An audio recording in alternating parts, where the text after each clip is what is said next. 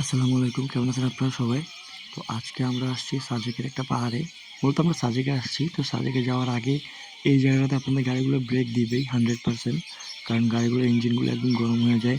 পাহাড়ি উঁচু নিচু আঁকাবাঁকা রাস্তা, যার কারণে এই জায়গায় ব্রেক না দিলে ইঞ্জিনের সব বাজে হয়ে যাবে। তো এই জায়গায় ব্রেক দেওয়ার পর আমরা চিন্তা করলাম যে বসে থেকে লাভ নেই, আসছি তো ঘুরতে। আর এই জায়গাটাতে দেখতেছেন পিছনে পাহাড়, এখন আমরা উঠতেছিও পাহাড়ে, এবং সামনে যেটা দেখবেন সেটাও পাহাড়, সাইডেও পাহাড়, বামে ডানে চারিদিকে পাহাড়। এই জায়গাটা একদম সেন্টারে, আশপাশ সব জায়গা থেকে এই জায়গাটা দেখা যায়।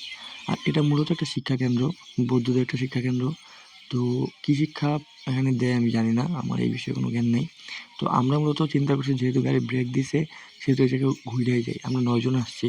তো আমি আর রাকিবই এখানে উঠছি, বাকি যে 7 জন ওরা টায়ার্ড, ওরা নিচে চাটা খাইতেছে, যে নিচে দেখতেছেন চায়ের দোকানগুলো এখানে। তো আমরা মূলত চিন্তা করছি যে পরে আবার এখানে আসার সময় পাই কি না পাই, জায়গাটা ঘুরে আসি, সেই জন্য এখানে আসা। তো আরেকটা কথা আমি বলতে চাই, সেটা হলো যে অনেকেই চিন্তা করেন যে আমি টাকা পয়সা যখন হবে তখন ঘুরবো, বা এই সেই, টাকা পয়সা থাকলে ঘোরা যায় এটা সেটা, এরকম কোনো কথা না ভাই।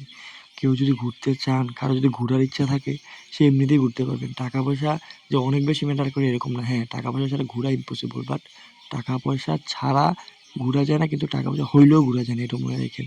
সো আপনার ওই মনের ইচ্ছা থাকতে হবে ঘোরার, মানে বুঝছেন তো, প্রকৃতির প্রতি ভালোবাসা থাকতে হবে, তাইলেই সম্ভব। সেরা এই জায়গাটা, একদমই সেরা। আল্লাহর সৃষ্টি, মানে কোনো তুলনা নেই, কোনো কিছু বলার নাই এখানে। এই বিষয়ে রিভিউ দিতে হলে অনেক বড় কিছু দিতে হয়, ওই জায়গায় এখনো যাইনি। এটা সেরা জায়গা, পারফেক্ট একদম ঘোরার জন্য। আর শীতকালে আসলেই বেস্ট, কারণ গরম টরম লাগবে না, হাঁটতে হাঁটতে পারবেন। এই জায়গায় যদি গরমকালে উড়ি তাহলে তো গরমে ঘামে মরিয়াই যাম।